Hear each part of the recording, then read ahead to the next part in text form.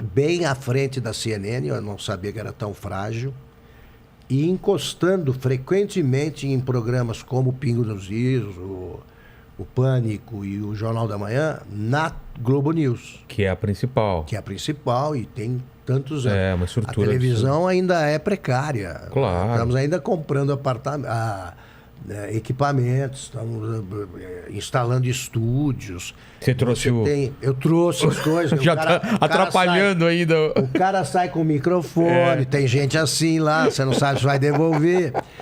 Então, eu acho que ela encontrou um público que estava esperando uma televisão desse tipo, num país polarizado como o Brasil. Mas é uma televisão que é televisão e internet ao mesmo tempo, né? É doido isso, né? É muito doido. Por exemplo, a gente conseguiu uma audiência grande na televisão, o Pingo nos Is. Mas não perdemos no YouTube. É isso que eu ia falar. É outro público? É isso aí, eu quero saber. Porque o cara não tá ligado nos dois ao mesmo tempo. Não. Ou eles... Não. Eu, por exemplo, só vejo na internet. Pois é. Quem que vê na televisão? Não sei. Que louco. Não sei. Vocês pegaram outro público. Aí que tá, nós não temos nem pesquisa pra saber... identificando essa turma aí.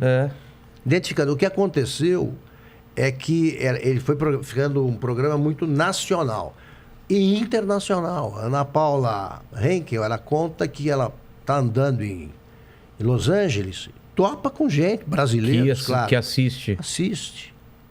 Qualquer lugar que eu vou, tem muita gente, muita gente. Para bem ou para mal, o brasileiro tá se interessando em assuntos que nunca se interessou, política, né? Aí vai ficar bravo, gosta ou não gosta. Mas o brasileiro, ele entendeu que política é inevitável. Ele faz parte tem da que se vida dele, interessar. né? Ele está descobrindo que ele paga todas as contas e que ele que escolhe. Se ele erra, trate de se retratar e se redimir, porque é a escolha dele. Os deputados são escolhidos por ele, pelo povo. E me parece que ele procura hoje em dia, não sei se você tá desde dessa mudança da informação. Antigamente, as pessoas procuravam mais informação e hoje mais opinião, ou sempre foi assim? Informação com opinião.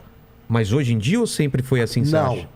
Porque antes você queria se informar, né? De pouco tempo para cá, eles querem opinião, o que não significa que eles embarcam direto. Tem os que gostam da que pessoa e o que falar. Não, gostam porque ele está ouvindo o que ele quer ouvir. Entendi. Mas tem a maioria, ela ouve e tira as suas conclusões. Tá. O brasileiro está ficando emancipado. Graças a Deus. Eu, por exemplo, digo o tempo todo, olha aqui, quem faz um país é o povo.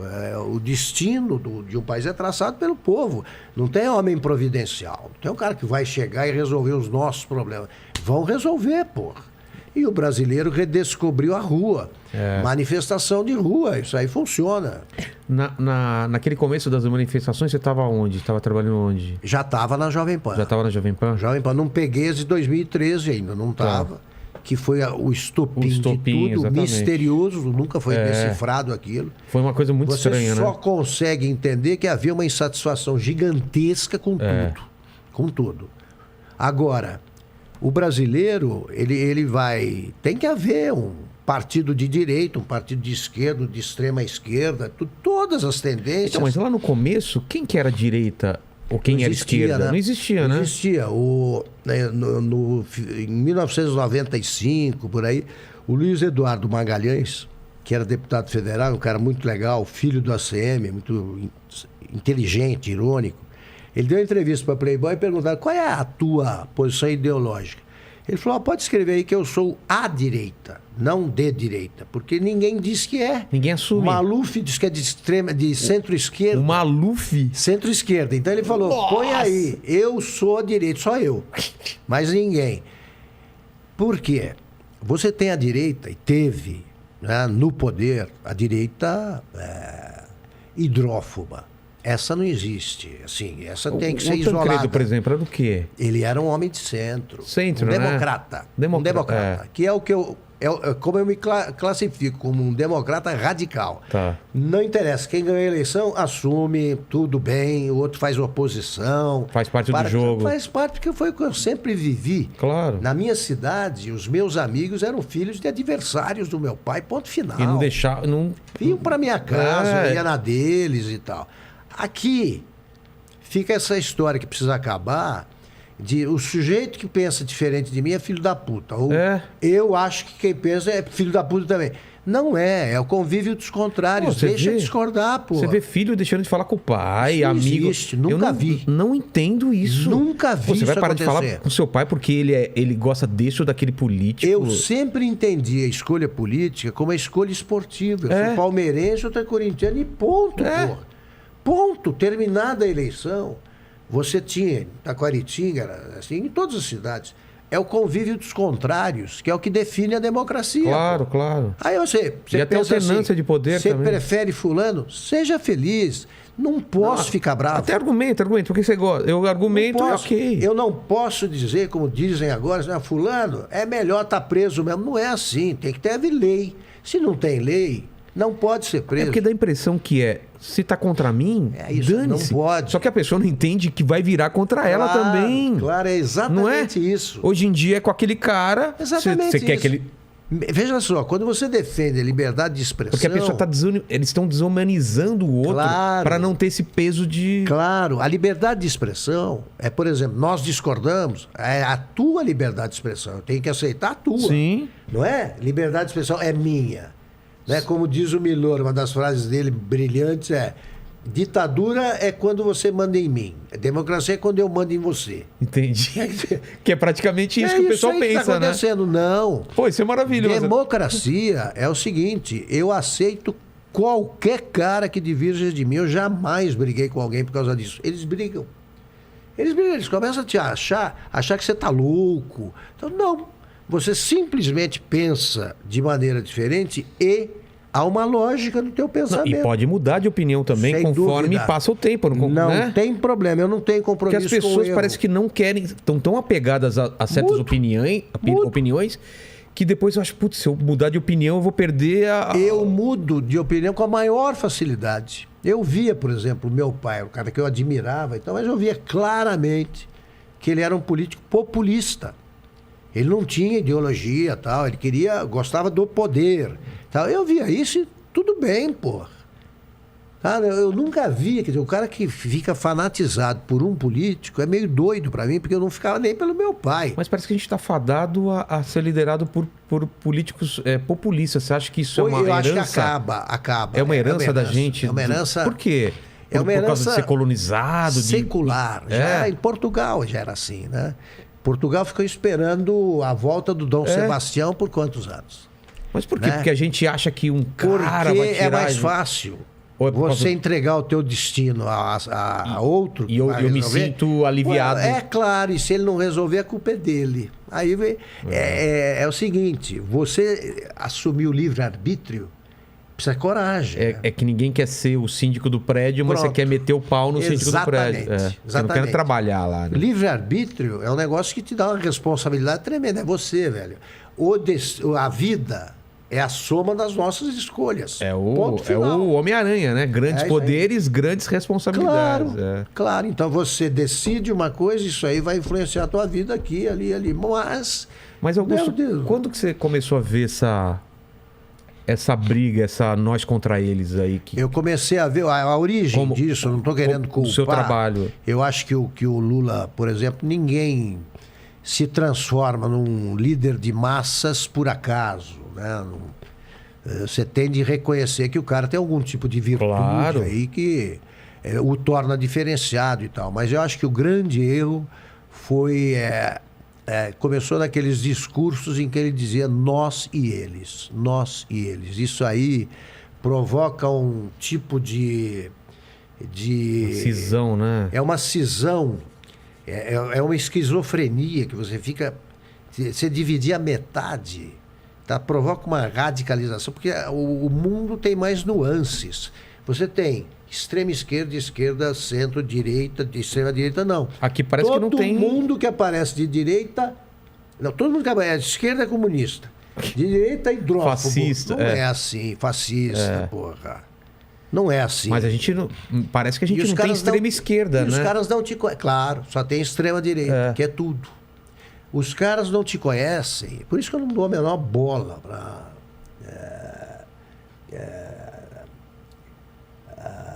Twitter. Taxação de... Não, os caras vêm e falam assim, você é um filho da puta vendido e tal, espião da ditadura. Eu não dou bola pelo seguinte, o cara não me conhece. Tá? Aqui nós estamos conversando.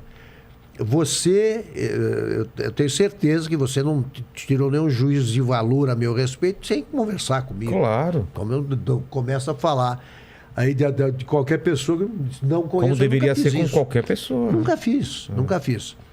Então, quando um amigo chega, olha, acho que você está errado aqui, ali, agindo assim, papapá, eu penso. Pensa, E, eventualmente, volto atrás, faço outra coisa e tal.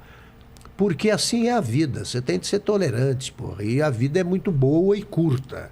Então, ninguém me tira a alegria de viver, não. Eu sou um jeito pra cima. Mas Augusto, então quando começa o Lula nessa coisa de nós contra eles, pobres contra... ali foi a origem. Origem, isso vai escalando e no segundo mandado da Dilma... a hora que encontrou o polo oposto... Então, por que não existia Bolsonaro... Mas por que essa direita, ela estava adormecida, ela existia e não tinha voto? Ela não existia porque na faculdade não era permitido. A direita, na Faculdade de Direito, na Nacional de Direito do Rio, quando eu cursei, era o partidão. Não tinha nem... Se o sujeito aparecesse dizendo que ele não era comunista, ele era de direita, ele só existia no Mackenzie. Só no Mackenzie.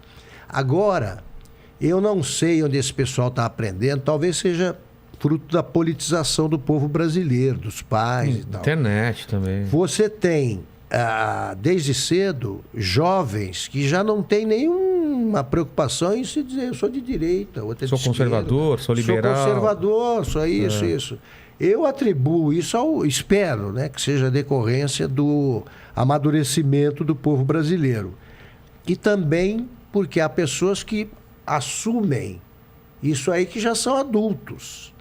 Já são adultos. Você conversa com um cara como o Guilherme Fiuza, digamos. Eu, por exemplo, acho que é uma demonstração absurda de coragem você se dizer conservador no Rio, que é um negócio que não permite isso. Tem a patrulha ideológica. No Rio é pior, porque você frequenta os mesmos restaurantes. Tá. Lá é desse tamanho, não é São Paulo. E ele não quer nem saber. A Ana Paula, né? Ana Paula, ela é Henkel, ela é conservadora, declara católica, tal. Mas lá nos Estados Unidos parece que existe mais... Mas ela já era aqui no Brasil. Eu acho que é uma nova geração que vem vindo e que não tem medo de dizer o que pensa. E é o que isso torna o Brasil mais normal, porque todos os países têm. Exato. No Chile, o candidato da esquerda acaba de vencer o candidato de direita. Pronto. Mas você teve dentro das redações, até hoje está, e me parece de fora que é muito progressista, né? O jornalista, a redação, ela tem um viés ou não? Eles são militantes, quase todos os mais jovens são militantes do PT. É isso, petista... Em 89, na redação da Veja, eram petistas até os editores executivos que me ajudavam a chefiar. Só que eles eram sérios, profissionais sérios. Você não tem que dar o fato. Pronto, é o fato. Claro. Pode votar em quem quiser. Isso mas você tem de contar a verdade para o leitor. Né? Você vê a coisa como a coisa é e conta o fato como o fato foi. Conta o caso como o caso foi. É o fato. Então eles falam, qual é a linha editorial? É o fato. Não tem linha editorial, o verdade. Estadão, por exemplo, não tinha uma linha editorial mais à direita e a Folha à esquerda. No editorial. O editorial é onde... A notícia não pode ter ideologia. O editorial seria a opinião do jornal. À vontade. Então foi o que eu combinei com o doutor Julinho. Entendi. O doutor Júlio Neto. Ele cuidava dos editoriais. Mas como você consegue não deixar isso vazar para as pessoas que querem talvez agradar o chefe? É complicado. Não, o jornalista tá louco para fazer um trabalho sujo. Tem gente que faz isso e tal. Agora tem também o cara que é contra o jornal e que ele te sacaneia, omitindo a notícia. Por exemplo, me deram durante a campanha do Lula contra o Collor, Houve um incidente em Caxias do Sul em que os seguranças do Collor agrediram os caras que eram manifestantes a favor do Lula. Aí começava a história... Fato. Isso aconteceu. Sim. Só que a história começava pela agressão. Tá. Espera um pouco. Alguma coisa aconteceu. Quer saber o contexto, né? Alguma coisa aconteceu. Até que eu liguei pra gente de Caxias e eles me contaram que eles tinham dito, eles haviam proferido ali uma porrada de palavrões, até que os caras se irritaram e foram. Isso não dá razão aos que agrediram, mas explica a origem. Claro. Você não pode negar o fato. Você não pode negar o fato. O cara vem e fala: comício do Collor foi menor que o do Lula, e não conta que estava chovendo em Belo Horizonte. Isso é uma coisa que tem que ser... É mentir, é deformar. Conta tudo, porque o leitor é sábio, ele vai entender. O editorial fala o que quiser. Então, foi difícil cobrir aquela eleição por causa disso. Qualquer coisa que você fazia é colorido, colorido, colorido. Bobagem. Eu nunca fui. Eu nunca votei. E naquela eleição, por exemplo, não votei em ninguém. Ah, não? Não queria, não gostava de nenhum. Não votei em ninguém. Nas redações, o que você tem de explicar para as pessoas é isso. Conta o fato, porra. Conta o fato. Pense o que quiser dele. Mas conte a verdade. Conte a verdade. Mas é que a gente vê uma guerra de narrativa hoje em dia. É uma guerra de narrativa, mas aí que tá. Narrativa é versão. É. E a versão é uma coisa que não é a verdade, porque verdade é o fato. Quando você conta uma versão, fala, não, é a verdade de cada um. Nada disso. Não tem verdade de cada um. A verdade é uma só. É o contrário da mentira. Ponto. É a verdade factual. Se choveu num comício, choveu. Mas você pode dizer que choveu mais fraco, tá bom, pode. Diz, é garoa. Mas tem que falar que choveu. Sim, mas pode definir como... Você não pode transformar a garoa em tempestade, nem tempestade em garoa. Conta o que você viu. Entendi. Eu sempre fiz isso tendo as minhas preferências. Eu sempre vi. A eleição do meu pai, eu sabia se a situação estava boa ou não. Eu não era incapaz de chegar em casa e falar, tá ótimo e tal, se não estivesse. É isso aí, eu acho que o jornalista ele tem que ter colocar acima de todas as coisas a verdade. Porque é o dever que você tem de informar para garantir a liberdade de informação, direito à informação que o povo tem. Mas você vê isso acontecendo hoje em dia? Difícil, poucos praticam. Eu tenho de me educar o tempo todo para tentar fazer isso. Acho que eu faço. Então, mas quando você se coloca no lado da pessoa que quer se informar, hoje em dia você vê muita gente se informando não pela mídia tradicional. Vai haver uma depuração. E está acontecendo isso, né? Cada vez mais. Uma depuração que vai acabar fechando os sites que mentem.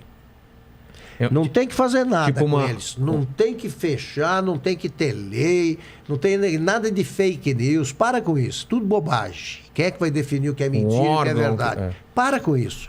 O leitor define quem sobrevive e quem não. Ele abandona. Ele abandona. De alguma forma, o leitor não está satisfeito com o Estadão, a edição impressa e com a Folha. Tanto que eles tinham 500 mil na época que eu dirigi o Estadão, hoje tem quase 50. Daqui a pouco vai ter 50 mil. 50 mil então, só? Em torno de 60 a 70. Nossa. A edição escrita. Chegou a bater até 1 milhão alguma edição. Chegou. A Veja, de 1.200.000, caiu para 100. Então alguma coisa aconteceu. Claro. É só isso que determina o sucesso ou o insucesso de uma publicação. O que o leitor acha. Entendi. Os sites que mentem, o leitor sabe, ninguém precisa ensinar, isso aqui é mentira, isso aqui é verdade, o leitor sabe. E aí ele decide. Entendi. É como é a teoria da evolução adaptada para... É assim, é assim. É isso aí. E quando você... Quando as pessoas falam, por exemplo, que a Jovem Pan tem uma linha mais à direita ou aquele jornal tem uma linha mais à esquerda, você acha que isso é salutar? Acho bom e acho verdadeiro. Acho verdadeiro. O que eu não posso admitir é o sujeito chamar de Jovem Clã. Como se fosse a Ku Klux Klan. Quer dizer, bobagem. São conservadores que defendem as suas ideias e que aceitam as ideias dos outros. Nenhum problema. Nenhum problema. Tá? A gente sabe fazer crítica. Eu vivo dizendo, por exemplo, que o Bolsonaro é especialista em atravessar a rua para pisar na casca de banana da outra calçada. É incrível, né? Como ele arruma confusão sem precisar. Eu tava conversando com ele, ele falou assim... eu falei, sabe o que eu faria no lugar do senhor? Eu não diria a última palavra, a última frase de cada entrevista que o senhor dá. Acabaria uma frase antes. Uma frase antes, porque a última é que tá o problema. Ele falou assim, sabe o que é isso mesmo, rapaz? Eu tava conversando com a menina lá, tava falando sobre o meu apartamento funcional, para que eu uso e tal. Eu já tinha acabado de falar quando me bateu a ideia de falar, e também para comer gente. Pronto. É isso aí. É tipo The Office, né? Tem que cortar antes. Quer dizer, corta nessa hora. Corta nessa hora, pra você não ter uma ideia. Você teve no Roda Viva por 2 vezes? 2 vezes, na primeira por 2 anos, na segunda por 7. A primeira vez, os dois... A primeira vez foi minha primeira encarnação. Lá foi 4 meses depois de criado o programa, em 1987. Eu assumi.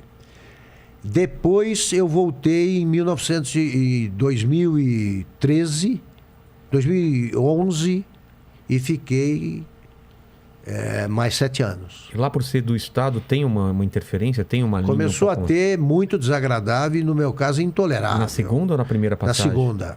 Porque, como tem um conselho, eles começaram a tentar... Esse conselho o que é? Tipo de uma diretoria? Desocupados que fiquem conselheiro do Palmeiras. Né? Eles vão lá pro clube dar palpite para dizer quem é o lateral esquerdo. Sim. Turma do amendoim. Então, esses caras ficavam lá, o programa tem que chamar fulano. Tem que trazer gente de esquerda. Todo mês, aí eu contava isso para eles, todo mês eu mandava um convite protocolado para a Dilma e para o Lula. E aí a resposta era ótima. Era assim, estamos com problema de agenda. Estamos isso aqui. Aí, mês seguinte, até que eles começaram a dizer, esse programa não é de interesse público. Eles falaram isso? Porque eles fazem aquela diferença. É interesse do público e interesse público. Então tem que ser interesse público. E não era, mas você não vai conseguir me explicar isso, porque eu não faço a menor ideia. Diferente de interesse do público e interesse público. Não sei.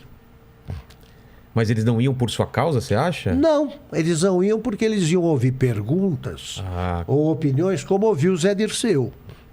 Eu fui entrevistar o Zé Dirceu quando eu fui entrevistador fixo da Marília Gabriela. Tá. E aí ela fazia, no fim do programa, uma rodada de avaliação. E quando chegou a minha vez, eu falei, olha, Marília, numa frase, as perguntas foram bem melhores que as respostas. Dirceu não gostou. Mas eu falando para ele que ele tinha agredido, um dos responsáveis pela agressão sofrida pelo Mário Covas, ele negava. Ah, é? E aí eu falei, mas olha, Marília, que pena que o programa não exige a cena. Não exibe a cena. Tá ali. Tem a cena para provar. Tem que apanhar na rua e nas urnas. Ele falou. Você falou isso aí, Dirceu. Não foi assim. Gostava do Mário Covas. Não parecia. Não parecia. Então, o Lula, eu participei da última entrevista realmente livre que ele deu em dezembro de 2005, quando, depois de muita insistência, ele topou falar com o Roda Viva, dirigido pelo Marcum, e aí ele tinha que falar sobre o mensalão. E você estava na bancada? Eu estava na bancada e ele levou uma prensa de 3, 4 entrevistadores, esse programa está aí na rede, e ele mostrou que ele cometia uma contradição a cada 2 palavras, porque ele estava perdido. Então, uma hora ele fala, fui traído. Outra fala, é invencionice. A outra, não conheço o Roberto Jefferson. Não, eu recebi o Roberto Jefferson. Fomos pegando ali pela contradição. Foi a última entrevista que ele deu para jornalistas independentes, porque eu recebo qualquer cara que seja de esquerda, então eu recebo civilizadamente nos programas em que eu sou apresentador, como você deve receber qualquer pessoa. Claro. Qualquer pessoa. Não tem distinção. Não tem distinção. Você faz a pergunta educadamente, não tenta impor seu pensamento. E no caso do Lula, se você pega esse vídeo, ou esses vídeos, você vai ver que todas as perguntas feitas por todos os entrevistadores foram muito gentis. Nada agressivo? Nada. Não estou querendo ganhar discussão. Estou querendo apresentar fatos. Entendi. E o Moro, você teve resistência para levar o Moro no Roda Viva? Tive, aí que tá. Eles acharam, eles ficaram irritadíssimos, sobretudo porque eu convidei em segredo. Eu tinha falado com o Moro que quando eu o convidei para participar de uma entrevista da Veja, de um seminário feito pela Jovem Pan, e que, com juristas, eu falei, o senhor precisa me dar entrevista no Roda Viva. Ele falou, vamos combinar. Então eu falei, eu queria que o senhor fizesse uma promessa aí, que o senhor desse a entrevista antes de eu sair. E isso 1 ano antes da minha saída. Ele falou, tá bom. Quando eu resolvi sair, eu falei, agora o senhor vai ter que cumprir a promessa. Porque eu vou sair agora. Mandei um e-mail. E ele falou, tá bom. Ele cumpre. Eu esperei, dei a notícia 15 dias antes. Vai ser ele, para lá. Sem perguntar para o conselho. O presidente da Cultura veio falar para mim, porra, como é que você fala uma coisa dessa? Agora a Globo vai levar. Ele prometeu para mim, Marcos Mendonça. Prometeu para mim. Claro que ele vem. Mas, pô, precisa anunciar direito. Tá criando problemas. Sim. Então eu falei, a Cultura, se dependesse dela, ela ia cancelar uma entrevista exclusiva com o cara que o Brasil queria ouvir fazia 3 anos. O Moro... Depois eu me aproximei dele e percebi que ele era o que está acontecendo agora. Ele é quase ingênuo politicamente. Porque nesse seminário, por exemplo, ele foi aplaudido de pé. Qual? Da Jovem Pan. Tá. Da Jovem Pan. Ele era aplaudido de pé sistematicamente. E nesse dia ele falou para mim, eu não entendo o Brasil. Eu estou fazendo o meu papel...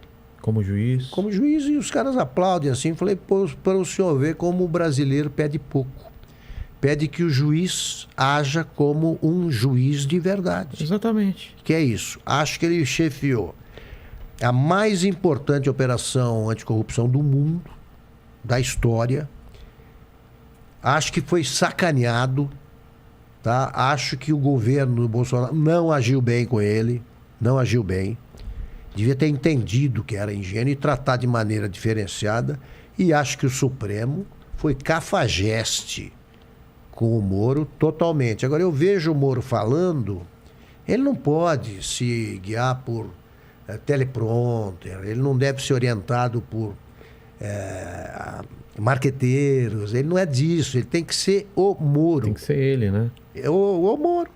Então, por exemplo, eu no lugar dele estaria mandando bala para cima do Supremo, porque agora não pode fazer nada com ele. O Supremo que o transformou em réu. Total. E transformou o cara que estava preso em herói. Em herói. E você acha que ele tem chance nessa sei. corrida? Vai depender do desempenho dele. É, né? Quando começar a falar para valer. Aí é que vamos ver. Qual o plano dele, né? É isso aí. Vamos para as perguntas aí, pequeno Lene? Vamos lá. Tá uma guerra aí? Lene. Como que tá? O pessoal é Lene aqui... porque ele não sei se você sabe, mas é o Lenny Kravitz. Ele parece com o Lenny Kravitz, aquele cantor. É isso aí. Aliás, eu estava pensando que era ele mesmo. O Lenny Kravitz. A galera aqui no chat tá na guerra? Tá na guerra. Eu vi antes de começar, o Gustavo, uma guerra. Você sabe como que é? Quando você fala de política... Claro. E o que o pessoal tá falando aí? Tem uma polêmica aqui, Vilela. O pessoal tá comentando que o Augusto já se relacionou com as famosas. Famosas? Quem, por exemplo? Então, citaram um nome aqui. Você checou? Então, não deu tempo de checar. Quem? Aqui, né? E comentaram sobre a Regina Duarte. Não, a Regina Duarte, eu achava que ela devia ser ministra mesmo. Eu conhecia... Não tive nada íntimo. Ah, não? Não, com a Regina Duarte... Então é fofoca. Fofocas. Fofoca, é porque eu defendi a indicação dela. Acho que ela foi sacaneada pelos artistas. Não deram chance a ela. Pô. É uma mulher íntegra. Para burro, não tem nada, não. Ah, tá. Entendi. Não vou dizer que eles somos apenas bons amigos, e aí vão achar que eu sou que nem umas americanas que quando falam isso estão confirmando. É mesmo? É a sigla para... Somos apenas bons amigos. Então pegou. Entendi. O pessoal também está aqui elogiando, né? Tem a Regina, Ela falou que o Augusto Nunes é um monstro sagrado do jornalismo. Eu aplaudo de pé. Que bom. Teve Mas muita gente te associa ao Bolsonaro hoje em dia? Muita gente. Mas por que isso? Ué, Quando começou isso? Isso começou... Porque a gente vê muito nos comentários, né? Começou porque, basicamente, eu sempre fui anti-Lula. Você bateu muito. E aí você... exatamente. Eu procuro ver o que acontece de bom, o que não acontece de bom eu critico. Tá? O que eu acho é que, por exemplo, não é um absurdo nenhum jornal noticiar as inaugurações de obras do ministro da Infraestrutura, Tarcísio, só porque é de um determinado governo. A gente devia ficar feliz com isso, pô. Você vê realmente aquele viés que eu te falei de... total. Quando você... quando tem a manifestação do 7 de setembro... É um tipo de cobertura. Quando tem de raiz golpista. É uma manifestação popular. É uma opinião já aí. É evidente. Né? É um manifestação de raiz golpista. Como é que você vai definir isso aí? Agora, eu acho que ele foi acusado de completar obras dos outros, que é tudo que a gente pedia. Então, se ele está inaugurando agora as obras da transposição do São Francisco, claro que começou com o Lula. Ninguém vai esquecer isso aí, mas que bom que completa obras. Então eu acho que esse tipo de negação por parte de quem chama qualquer um de negacionista que é muito ruim. Conta a verdade só. Passa umas perguntas aqui no meu Asus também, Leni. Acabei de mandar para você aí no Asus. Tá. Tem mais um comentário aqui ele mandou até um superchat pra gente, o Flávio. Ele fala aqui, ó, Augusto Nunes é um exemplo de caráter e profissionalismo. O brasileiro tem que ter orgulho de um profissional como ele.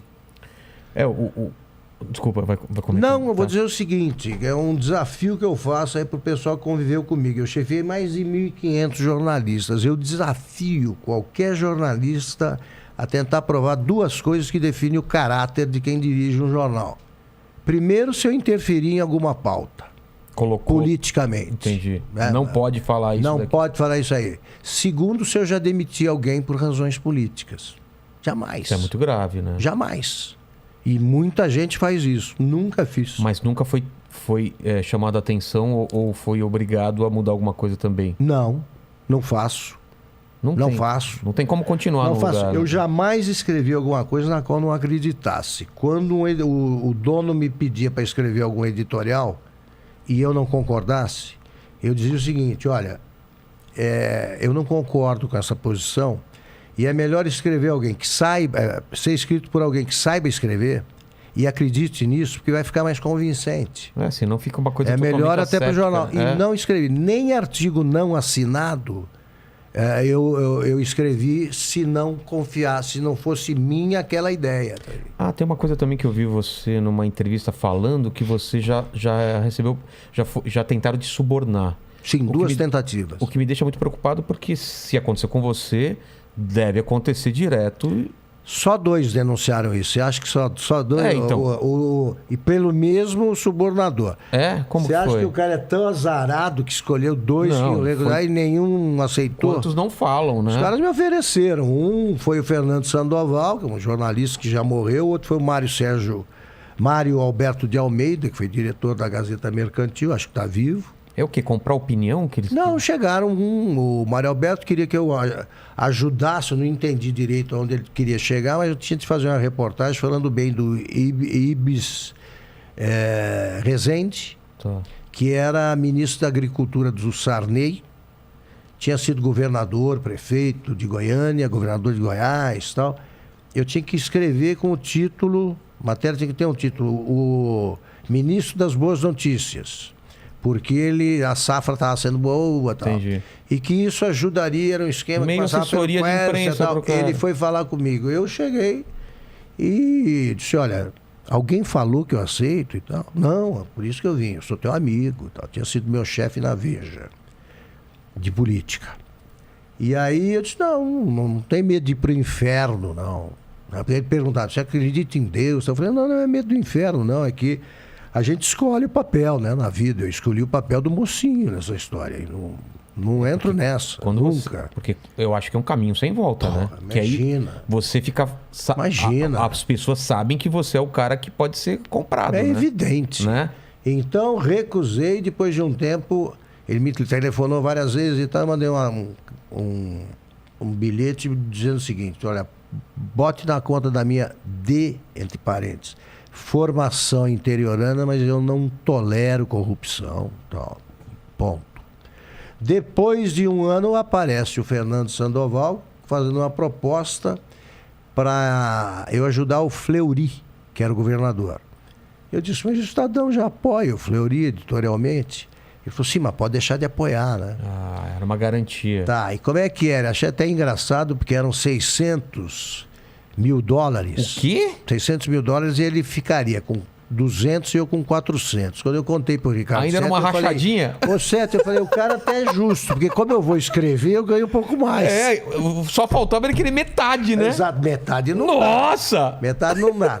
Então ele veio, denunciei também, e publicamos uma matéria. A 0 Hora e a Veja publicaram juntos, porque eles foram tentar subornar o Paulo Moreira Leite. Também. E disseram ao Paulo Moreira Leite que eu estava no esquema. Olha aí. Putz, isso é que é o problema se você não isso aí. denuncia, né? É isso aí. E é claro que você não precisa falar nomes nem eu suspeitas. falo. Não, tô falando. Hoje em dia você acha que isso acontece? Claro. Claro. E não tem como a gente perceber, né? Não tem, por exemplo. Porque tá travestido de opinião. Você ou... você publica um anúncio da Caixa Econômica, por exemplo, como é que o cara vai saber? São valores que você pode justificar de qualquer maneira.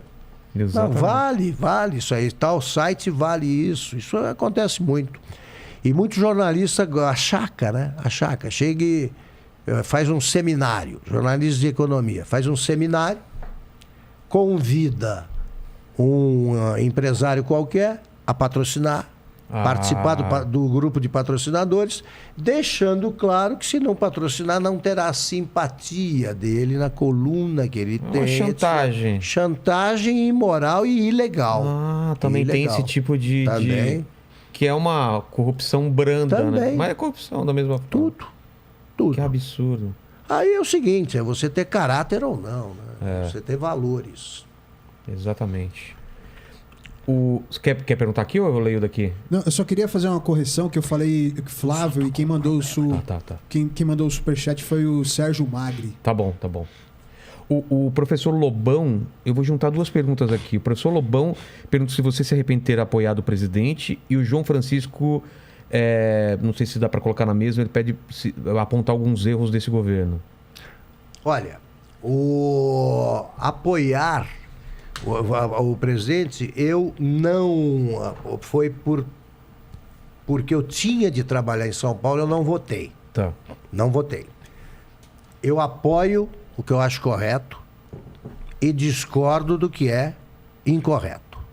Tá? Eu acho, por exemplo, que o primeiro ministro das Relações Exteriores não fez sentido. Eu me opus abertamente à indicação do Eduardo Bolsonaro para a embaixada é possível a embaixada em Washington. Tudo isso. Tudo isso eu não sou cego. Agora, eu vejo o belíssimo trabalho da ministra da Agricultura. Tá? Eu vejo esse do Tarcísio, como eu já disse. O Paulo Guedes. Com a pandemia, você teve tudo misturado, porque o sujeito pode sempre dizer, mudei por causa disso, o Brasil ficou com outra cara e tal. Mas eu acho que o Paulo Guedes está indo muito bem no começo, a economia estava empinando, aí vem a pandemia, é obrigado aí acusam o Paulo Guedes. Eu, por exemplo, acho que é uma contradição. Mas eu não posso responsabilizar inteiramente, porque ele teve de dar esse auxílio. Esses auxílios todos que foram distribuídos, porque ninguém podia trabalhar. Não, tá bom. Ninguém podia trabalhar. Agora, eu não posso admitir que se atribua ao Bolsonaro 600 mil mortes pelo seguinte, foi o raciocínio que eu expus outro dia, alguém que disse isso aí, ele próprio se enrolou. Você está dizendo com isso que o Bolsonaro, por não usar máscara, por duvidar de vacinas e tal, ele foi seguido por pessoas que pensam como ele. Porque a turma que achava que você devia ficar em casa, usar máscara, tomar logo a vacina, né? Evidentemente não seguiu o Bolsonaro. Então você tem de chegar à conclusão de que ele matou os próprios eleitores. O cara é tão apaixonado por ele que seguiu cegamente. Arrisca até morrer. Não faz sentido isso aí. Então você pode atacar qualquer medida que pareça errada, mas você achar que numa pandemia mundial houve só um governante que pode ser chamado de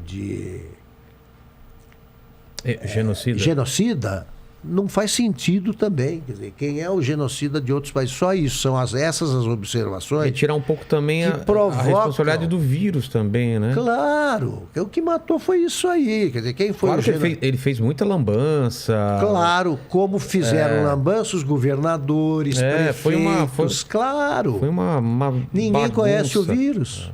Ninguém conhece o vírus, quer dizer, e num país desunido, você não teve o trabalho conjunto. Não teve. Você tem que ouvir o cara que acha, por exemplo, que o tratamento prévio funciona, para ouvir o que ele tem a dizer. E você pode discordar. Aí você vai para o que diz que não funciona, ouve com igual atenção. Você não pode, a priori, escolher um lado. Esse é que é o problema. Então, todo mundo acha isso. Eu sou negacionista. Por quê? Eu, por exemplo, sou vacinado. Tomei as 3 doses. As 3 doses. E, ao mesmo tempo, eu brinco dizendo, como eu tomei a Coronavac, eu me considero meio vacinado. Augusto, agradecer o papo aqui, mas se eu não te perguntar isso, o pessoal vai me matar aqui, que é uma coisa que aconteceu contigo, você já sabe, que é o Glenn. É um tapa, é um bofe? É um tabefe. Um tabefe. É um tabefe. É diferente um tapa de um tabefe. Tabefe é pedagógico. O tapa é isso daqui. O tapa pega ali, faz um barulho grande. O tabefe, ele pega aqui, não machuca. Não que eu não tivesse. Pegou meio não que eu fosse tão generoso a ponto de medir. Foi o que eu pude fazer. Mas te colocaram também lado a lado, né? Ali é o seguinte, me chamaram para uma entrevista e eu não sabia que o Glenn estaria presente. Você já estava na Jovem Pan trabalhando? Sim. Passou a moça produtora, ela disse, olha, você precisa vir amanhã porque o Tutinha pediu. A Paulinha? Tutinha pediu para você participar do Pânico. Convidado era o Glenn. No elevador eu encontrei o Tutinha e falei, o que você está fazendo aqui no horário? Eu falei, vim porque você mandou. Ele falou, eu não. Ué? Aí eu já falei, epa, o que será que está acontecendo? Tá estranha essa história. Entro no estúdio e vejo o Glenn. E depois eu fiquei sabendo que também o Glenn não sabia que eu iria. Putz, aí já tá um erro, né? Gravíssimo. Gravíssimo. Deixaram só um lado colado a ele. Colado aqui. Colado. Como se estivesse aqui, assim. Colado. Por isso também que não dava nem distância para você dar um tapa, um soco. Não dava, estava aqui. Era cadeira de rodinha, pelo menos, para vir para cá? Eu fiz um sinal para o Emílio, meu querido amigo, para me pôr do outro lado. Ele fez cara de paisagem, porque o Pânico adora uma bela discussão, mas eu acho que discussão, ela é oral ali, até tem um limite, ponto, né? a certo ponto. Então, na primeira, vou falar com toda honestidade, eu não percebi que o Brasil já não aceita brincadeiras e tal. Eu fiz uma brincadeira dizendo o seguinte, que como o companheiro do Glenn, fica trabalhando como deputado lá em Brasília e fica lá o tempo todo. E o Glenn, eu disse, só fica aí checando, pegando coisas dos hackers que atacaram a Lava Jato. Quem é que toma conta das crianças? Daqui a pouco, falei, o juizado de menores vai ficar preocupado. Tal. Você acha que eu estou querendo tirar criança de alguém, porra? Sabe? Precisa ser muito brasileiro, estúpido, né? Achar que todo mundo tá nessa aí. Eu tava brincando, mano. Mas ele já tinha respondido isso para você? Não. Aí ele escreveu, chamando de covarde. Eu escrevi uma nota e falei, olha aqui, eu não sei qual é o significado de coward, né? Eu não sei qual é. No Brasil, covarde é coisa grave. Eu falei, eu nunca vi uma discussão começar com acusação de covarde e acabar bem. Isso no interior, saída de escola, nunca acabou bem. Isso você escreveu onde? Num recado para ele no Twitter. No Twitter mesmo. Ele foi lá, sabendo disso, e também devia estar puto, porque não foi avisado que eu estaria lá, e na primeira declaração, ele já entrou com essa história de covarde. Levantou E aí a eu história falei, dos filhos. se você pega, se você vê a cena, eu falei 5 vezes, não me fala chama. isso, não chama de covarde. Na quinta, ou eu fazia o que fiz e repetiria 1 milhão de vezes, com 100 anos ou com 10 anos de idade, porque se eu saísse de lá, civilizadamente, ele ia dizer, tá vendo como é covarde? Claro, ou os espectadores diriam. E tá aí o negócio que eu não sou. Entendi. Eu não sou. Então, é ofensa grave. Para mim, eu tenho o sentimento da honra, levo em conta tal.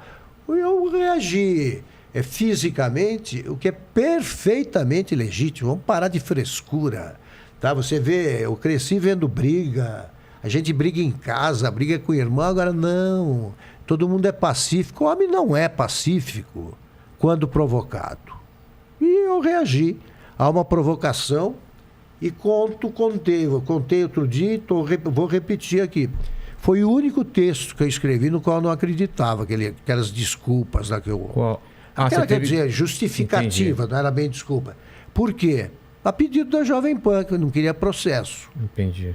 Eu falei, é sacanagem, tá bom, então fiz, mas digo agora, Não tá se aí, arrepende. não disse a verdade. Entendi. Não traduz o meu sentimento. Eu saí de lá em paz com a consciência, em paz. E eu acho que foi pedagógico, sim, tanto que ele passou a dar entrevista com mais cuidado. E não te chamou de covarde. Não chamou ninguém de covarde. E vocês não se encontraram depois disso? Não. Então, mas você não se arrepende do Do tapa. mas de ter dito aquelas coisas? Você, Não, eu tô sabendo dizendo da que- repercussão. se do se fosse filho lá. hoje, É. voltasse atrás, eu não publicaria daquele jeito. Ah, entendi. Porque sabe Seria que... muito mais cuidadoso. Entendi. Muito mais cuidadoso. Agora, quem me conhece sabe que eu não sou assim, porra. Ah, meu Deus do Não, céu. a gente viu aqui como- Criança, é. não tem cabimento. Claro. Não tem menor cabimento. Aquilo é você levar ao pé da letra um negócio que, porra, quem conhece sabe que você não é assim. Eu não tenho nada com isso. E eu não tenho nada a ver com o tipo de casamento de qualquer pessoa. Como é que é formado porque uma levantaram família. isso também. É, eu tô... Homofóbico. Claro, homofóbico. Então não tem nada disso, não. Entendi, perfeito. Diria isso para um casal aí, homem e mulher, eu diria a mesma coisa. Se eu pudesse fazer aquela sacanagem, mas era uma sacanagem que não queria ferir, não. Muito menos provocar a ida para a justiça desse negócio. É uma bobagem. Augusto, imensamente grato aí por esse papo Grato que a gente a levou, você, de pô, eu entender adorei toda essa aqui. sua carreira. O cara escrevia na máquina de escrever. Pois é. O Telex, que a gente nem lembrava que era Telex. Mas, Augusto, eu sempre termino aqui o papo fazendo as 3 mesmas perguntas para todo mundo. Tá. E aqui está celebrando a sua carreira, a sua história de vida. Tá. Olhando para trás, qual foi o momento mais difícil da sua carreira ou da sua vida? Olha, essa prisão a que eu me referi não foi legal. Mas 4 teve dias. gente que teve muito mais sofrimento com isso, tá? Então eu acho que é rotina. O sofrimento era de você não saber o que ia acontecer. né? Mas houve gente que sofreu muito mais, tá? Então eu nem contava essa história, até que eu passei a contar para dizer que a minha geração sofreu isso. Quem fica Entendi. se valorizando por isso está cometendo um erro.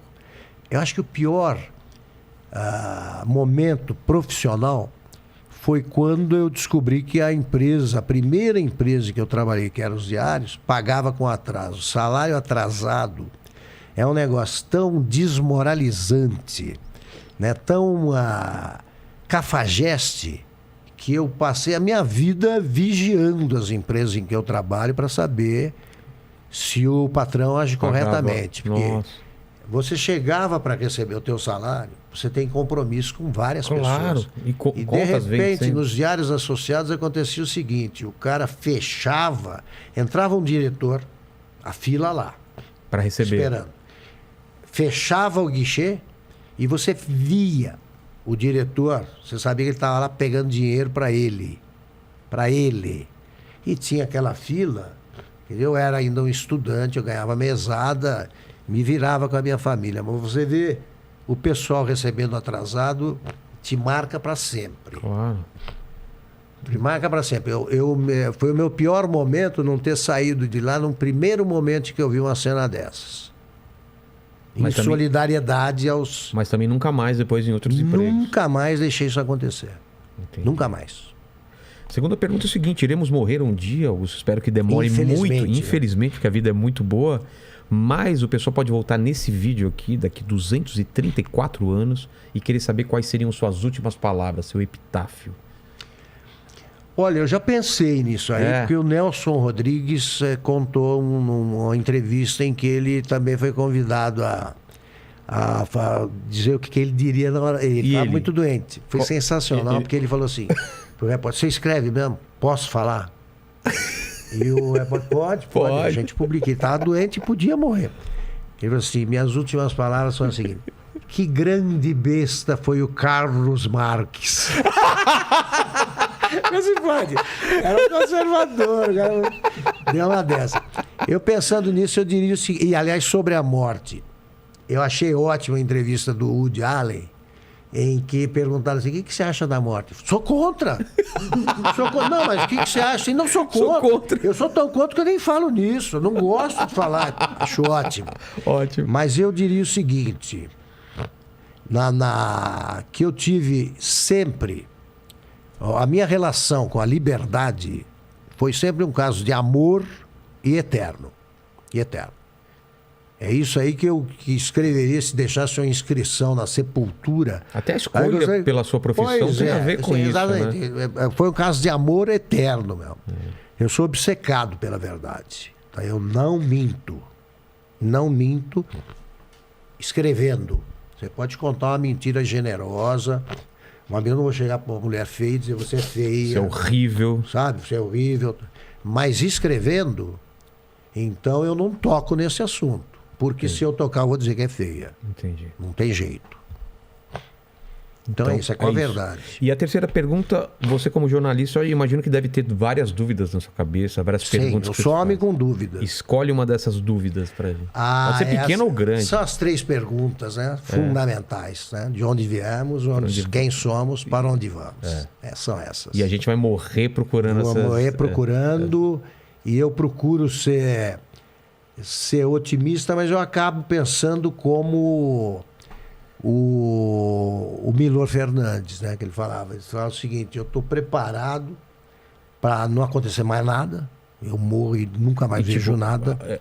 Não ser nada, né? Depois. Como para acordar, né? Abre o caixão, tem um cara de camisolão, barba, do meu lado, assim, nunca acreditou em mim, hein, filho da puta?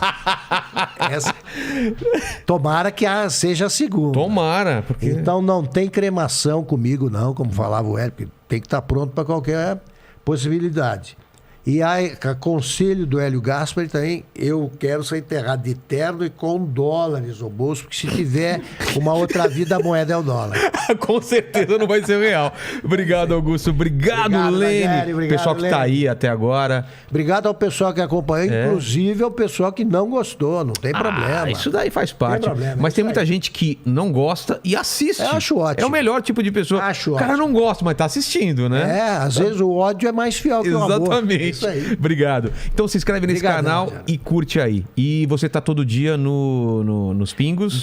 Eu tô todo dia nos Pingos, das 6 às 8 eu faço comentários para Record, para o Jornal da Record e para Record News, e escrevo na revista Oeste. E livro? Artigos longos. Livro eu tenho esse do Samuel, tem um sobre o escândalo do Mensalão e tem esse dos presidentes que eu vou terminar agora. Tá em curso. Em curso. Escrevendo no computador, claro. Exatamente. Tá certo. Obrigado. Valeu, gente. Obrigado a vocês. Como Jujuba.